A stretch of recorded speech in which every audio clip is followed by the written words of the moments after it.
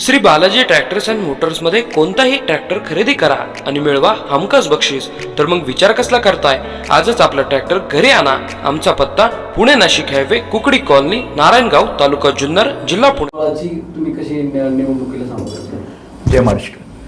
आत्ता मोहन शेटने सांगितलं तुम्हाला की तालुक्याची जे सद्यस्थिती आहे पक्षाची, ती माऊली शेठ भेटल्यानंतर माऊली शेठशी तुम्ही बोला आणि माऊली शेठ जे काही विचार देतील आमच्या तालुक्यातील सगळ्या सैनिकांना, ते सगळे सैनिक तालुक्यातले त्यांचा आदेश मान्य करून या जिल्हा परिषद गटामधले 8 उमेदवार आणि पंचायत समितीवर भगवा फडकवण्यासाठी आम्ही सज्ज राहू.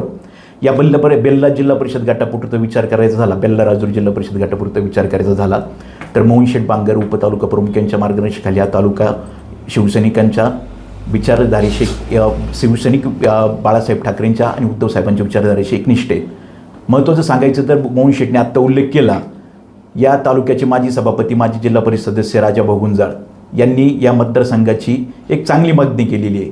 शिवसैनिक बाळासाहेब ठाकरेंना अभिप्रेत असणारे शिवसैनिक त्यांनी तळागाळात घडवला, प्रत्येक गावात घडवला, प्रत्येक घरात घडवला, प्रत्येक गावात शाखा स्थापन केलेली आहे. आमच्यासारखे युवा सैनिक या गावामध्ये, या तालुक्यामध्ये राजकारण, समाजकारण करत असताना आमच्या जिल्हा परिषद गटामध्ये आमच्यासारखे युवा सैनिक जिल्हा परिषद उमेदवार आणि पंचायत समिती दोन्ही उमेदवार निवडून आणण्यासाठी या माऊली शेठ खंडागळे या तालुका प्रमुखांच्या आदेशाशी बांधील राहणार आहेत.